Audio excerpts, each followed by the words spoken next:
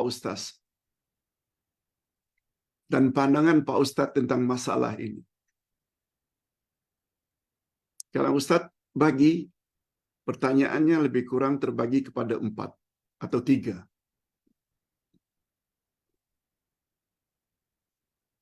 Pertama, istri saya senantiasa menentang apa yang saya nasihatkan kepadanya.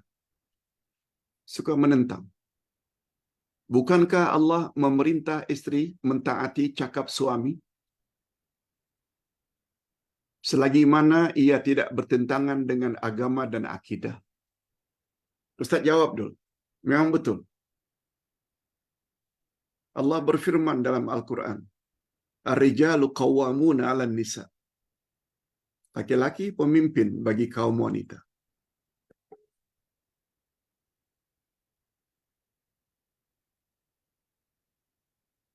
Suami adalah pemimpin rumah tangga. Kewajiban suami bukan hanya beri makan, minum, pakaian, tempat, tapi juga mengajar istrinya. Dan istri mesti patuh. Tapi dengan syarat. Selagi tidak bercanggah dengan Quran dan Sunnah. Sabda Nabi, La ta'ata li makhlukin fi maksiatil khaliq. Tidak ada ketaatan kepada sesama makhluk dalam perkara maksiat. Maksiat tak boleh kita patuhi.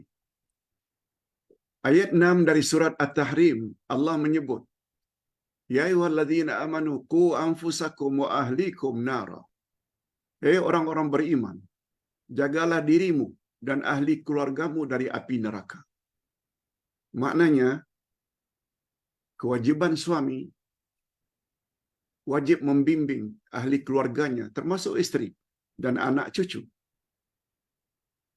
Mempunyai iman yang betul, ibadat yang betul, akhlak yang betul. Supaya terhindar dari api neraka. Betul dari sudut itu.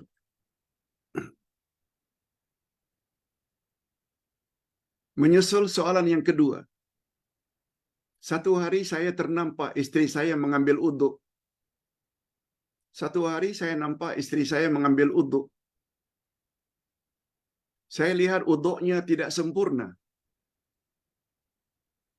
Karena kakinya tidak dibasuh dengan tangan. Hanya sekedar melalukan air paip ke atas kakinya dengan tidak dibasuh dengan tangan. Maksudnya tidak digosok. Buka paip, hanya julurkan kaki. Tangan tidak menggosok kaki. Apalagi tumitnya tidak dibasuh langsung.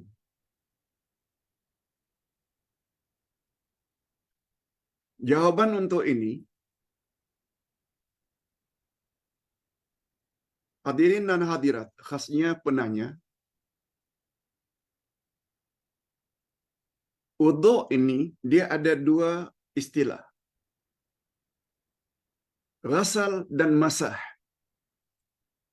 Ghasal ni maknanya basuh. Masah sapu. Idza qumtum ila salati faghsilu wujuhakum wa aydiyakum ila al-marafiq. Faghsilu ghasal. Famsahu masah sapu. 3 anggota mesti ghasal, basuh. Muka, tangan hingga ke siku dan kaki. Basuh. Terhadap kepala, hendaklah masah, iaitu sapu. Perbezaan ghasal dengan masah. Ghasal mesti dilalui air. Disirami air. Mengena bahagian muka, tangan, dan kaki. Mesti kena. Itu namanya ghasal. Masah, cukup basahkan tangan, lalukan di atas kepala, tanpa menampung air. Itu masah.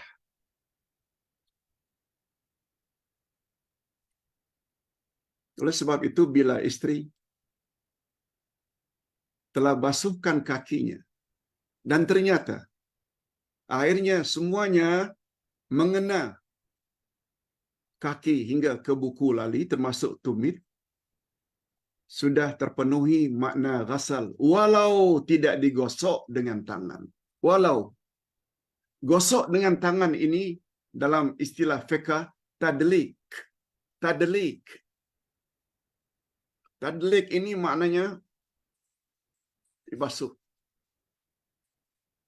digosok. Dan tadlik ini hukumnya sunat, bukan wajib.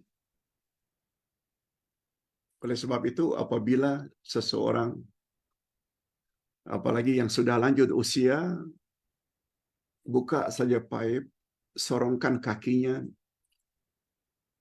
lalu diputar-putar ke depan, ke belakang, tumit, semuanya kena, sudah sah salatnya. Sudah sah uduknya. Dan bila salat dengan uduk demikian, sah salatnya. Tadlik, sama ada gosok tangan, gosok kaki, muka, hukumnya hanya sunat, bukan wajib. Sebab itu makna ghasal. Ghasal bahasa harian diartikan juga dengan mandi. Seseorang yang akan apabila buka shower, lalu dia berdiri di bawah shower, sehingga airnya semuanya kena. Semua kena bahagian. Dan dia niat mandi hadas besar, sah. Juga mandi wajib sah. Bila seseorang niat lalu masuk ke dalam kolam atau swimming pool, walaupun dia tidak gosok-gosokkan, asalkan semuanya mengena anggota badannya, sah mandi wajibnya. Itu pembetulan daripada ustaz. Kecuali kalau dikatakan tumitnya tak kena air, itu memang tak sah lah. Sebab tumit itu dia berada di bawah buku lali. Basuh kaki mesti melebihi dari buku lali. Kalau itu memang tak sah. Pak Ustaz, saya menegurnya supaya mengambil uduk dengan sempurna. Isteri saya melenting. Katanya dia tahu apa yang dia buat. Mungkin isteri sendiri tahu bahwa gosok-gosok ini, tadlik ini sunat. Kalau dia umpamanya tidak buat, wuduknya sah. Subhanallah Ustaz. Habis tak salah salat-salatnya. Jika dia terus tidak membetulkan wuduknya, habislah salat wajibnya dan lain-lain salat. Dia rajin salat. Bangun jam 3:30 pagi. Ruginya kalau salat-salatnya tidak sah. Tapi ingat penjelasan Ustaz tadi bahawa gosok itu hanya sunat. Kalau gosok, lebih baguslah. Tapi tidak gosok, jangan kita katakan bahawa wuduknya tidak sah. Sah. Kecuali bila tumitnya tidak dibasuh. Itu betul. Apa nasihat Ustaz kepada saya dan isteri? Umur saya 75. Dah lansia. Isteri pula 73 tahun. Maaf Ustaz, saya tak mahu saya dikenali ramai. Betul? Ustaz faham. Cukuplah saya katakan saya dan isteri adalah murid lama Ustaz. Terima kasih.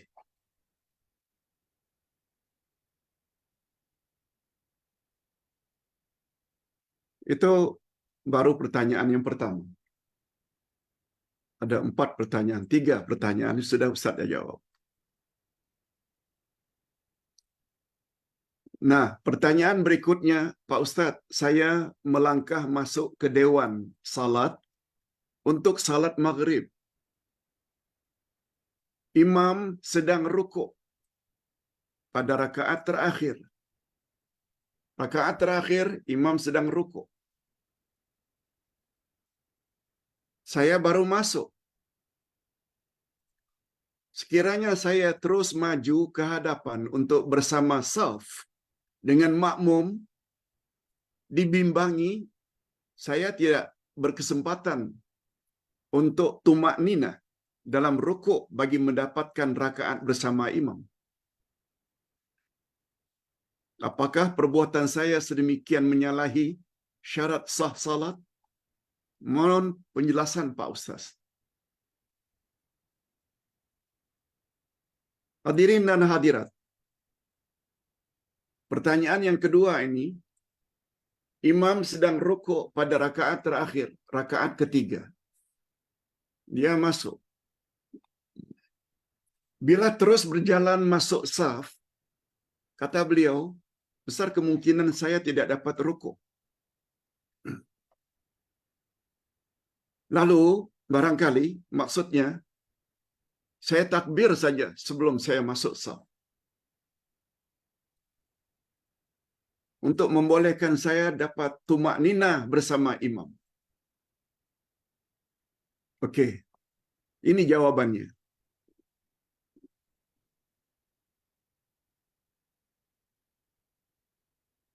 Untuk mendapat rakaat bersama imam, kita hendaklah mendapat rukuk serta tumak nina. Bukan rukuk saja. Bila kita Allahu Akbar, imam naik dari rukuknya untuk i'tidal. Padahal kita sudah takbiratul ihram. Kita tak dapat rakaat. Atau kita dapat takbiratul ihram, baru ndak rukuk, imam sudah angkat kepala untuk i'tidal. Juga tidak dapat. Sebab syarat untuk dapat rakaat bersama imam, bila kita dapat bukan saja rukuk bersama imam, tapi dapat tumak nina. Paling kurang satu atau sekali subhana rabbiyal azimi wa bihamdi, itu sudah cukup untuk mendapat tumak nina. Tapi bila kita rukuk saja imam naik, tak dapat. Nabi Muhammad sallallahu alaihi wasallam bersabda,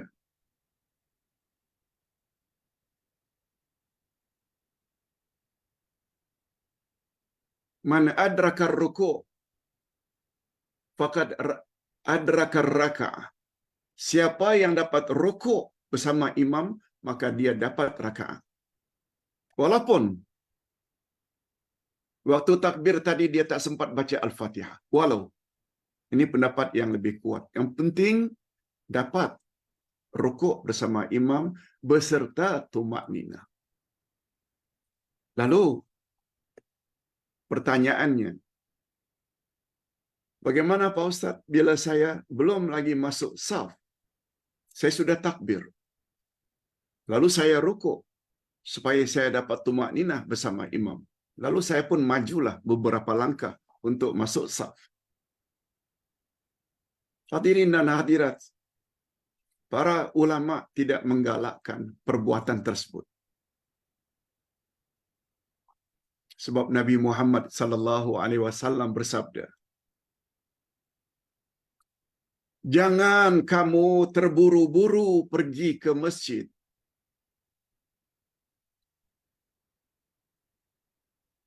Jangan kamu terburu-buru pergi ke masjid karena ingin mendapatkan salat berjamaah.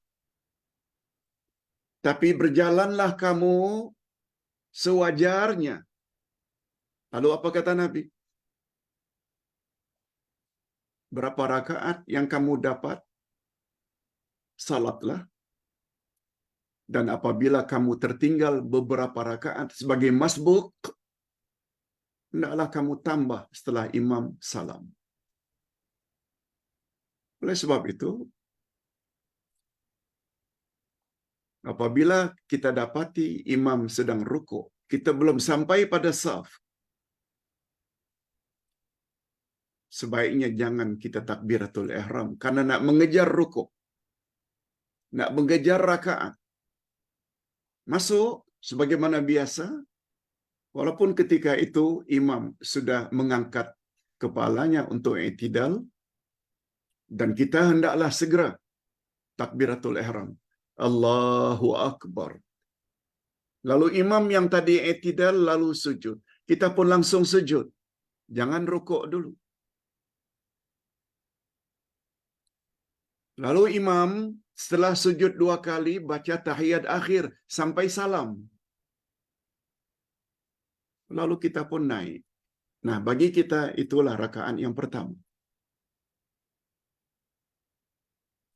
Selesai rakaat rukuk, selesai sujud kedua, naik untuk rakaat kedua. Selesai rakaat kedua, duduk baca tahiyat awal. Selesai tahiyat awal, naik lagi untuk rakaat ketiga. Begitu seterusnya. Itu adalah cara yang terbaik.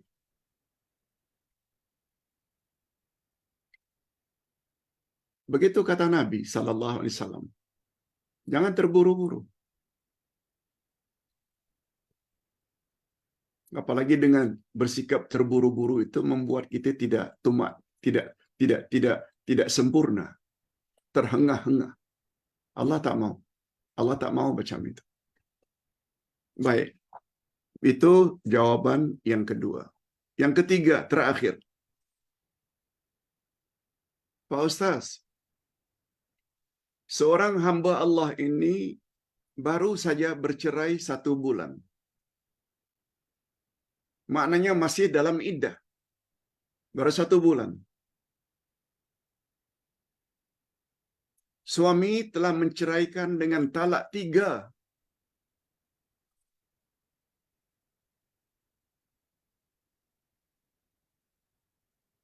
Sekali sebut talak 3. Baru sebulan, isteri dalam iddah talak 3, suami meninggal dunia. Suaminya meninggal dunia. Persoalannya, adakah iddah talak masih terpakai? Mohon pencerahan Pak Ustaz. Isteri sudah ditalak 3 oleh suaminya dengan 1 lafaz. Tentu saja istrinya dalam iddah. Kalau istrinya masih ada haid, dia mesti beriddah 3 kali suci. Kalau sudah menopause, tidak lagi datang haid, dia hendaklah iddah 3 bulan. Hadirin dan hadirat, masalah iddah ini wajib dipenuhi oleh istri.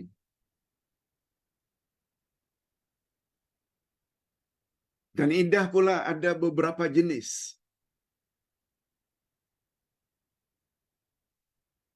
Bila wanita yang ditalak itu masih ada haid, ada period, dia mestilah barulah selesai bila suaminya tidak rujuk. 3 kali haid. 3 kali haid. Atau 3 kali suci. Kalau dia ada period. Kalau dia tidak ada period lagi karena sudah menopause, barangkali umur 60, 70, dia hendaklah menunggu selama 3 bulan. 3 bulan hijri. Bulan hijrah.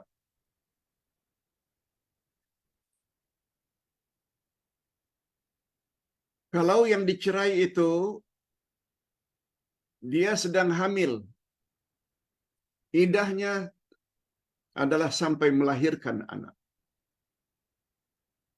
Dan yang keempat, apabila cerainya cerai mati, kita sebut cerai mati, suami meninggal, Istri yang ditinggalkan tetap beriddah 4 bulan 10 hari. Semua kita tahu ini.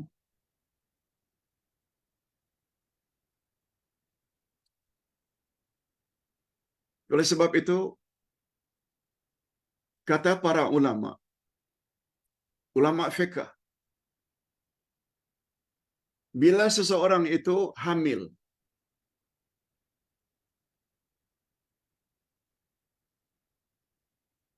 iddahnya 4 bulan 10 hari.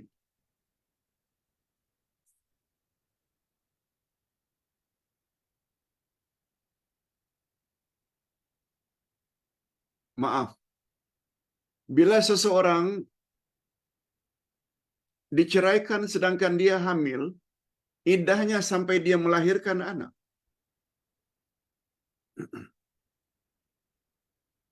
Itu iddahnya.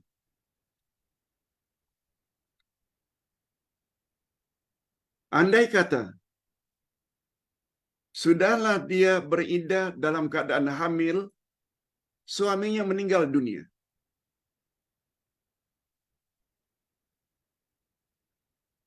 Kedudukan istri, kalau iddah 1 atau 2, kedudukan dan status istri masih lagi suami. Status istri adalah istri seseorang karena masih hidup. Tapi suaminya ini meninggal dunia. Bila meninggal dunia pula, iddahnya menjadi 4 bulan 10 hari. Sedangkan iddah orang yang hamil sampai melahirkan anak. Umpamanya begitu dia diceraikan oleh suaminya, sedangkan dia hamil.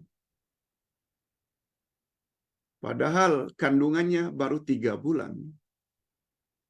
Kalaulah anak itu lahir nanti setelah 9 bulan, maknanya dia beriddah selama 6 bulan sampai lahirnya baby. Tapi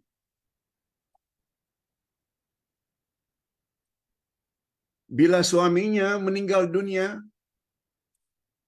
dia tetap meneruskan iddahnya yang 6 bulan lagi tadi itu sampai melahirkan anak.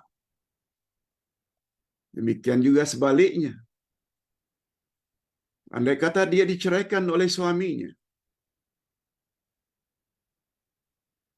sedangkan kandungannya sudah 8 bulan.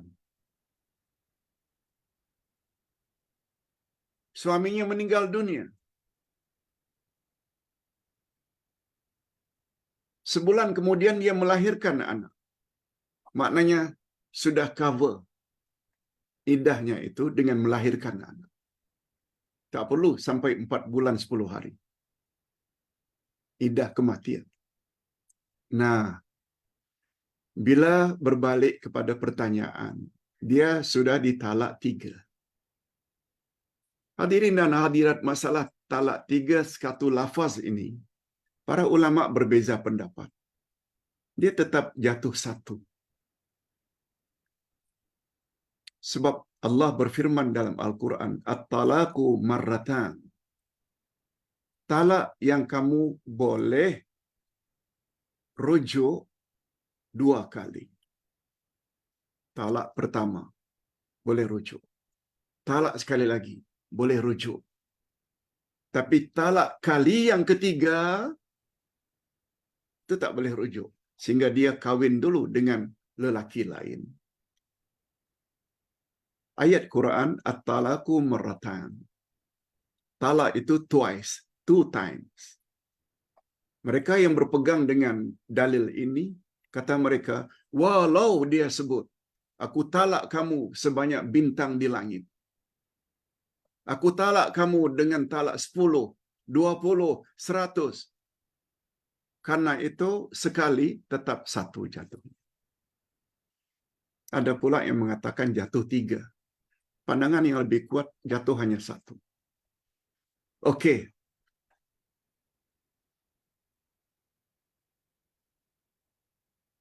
Dalam keadaan dia ditalak 3, suaminya meninggal dunia.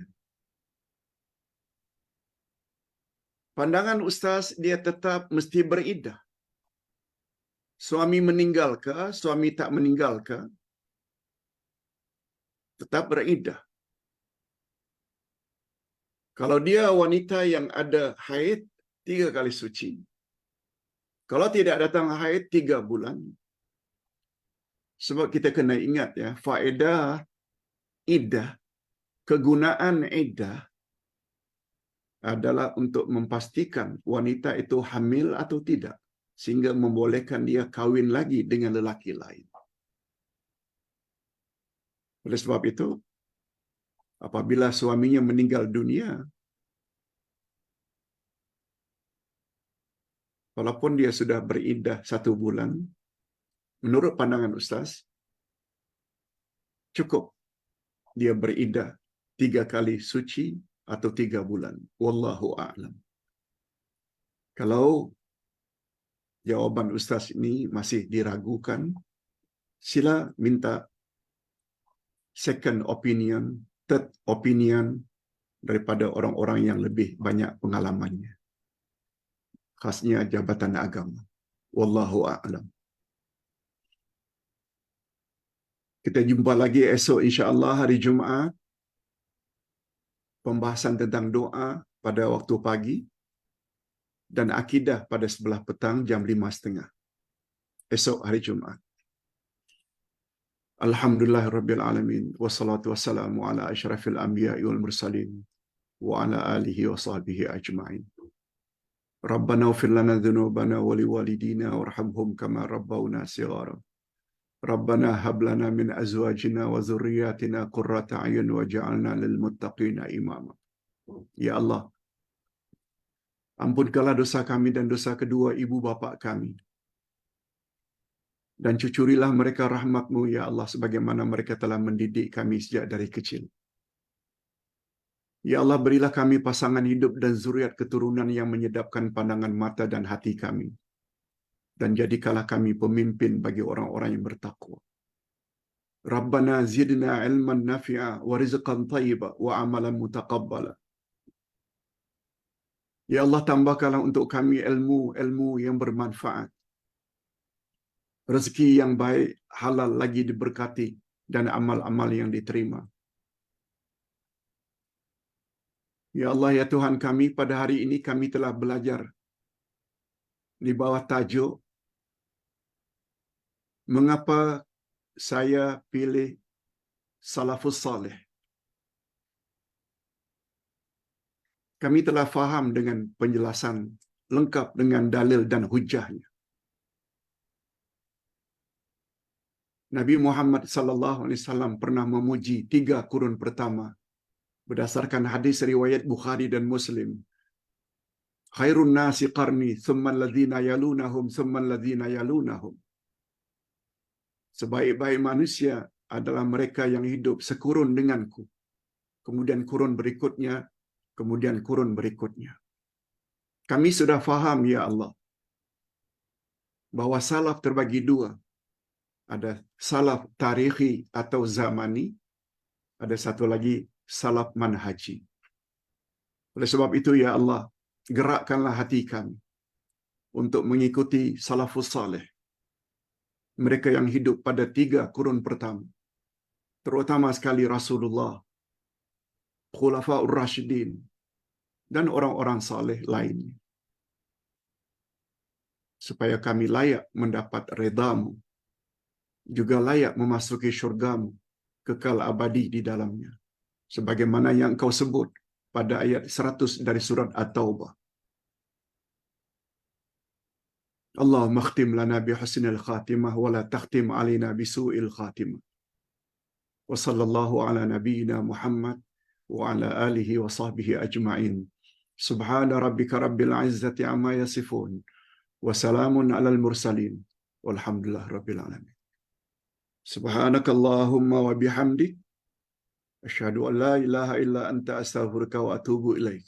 Wassalamualaikum warahmatullahi wabarakatuh.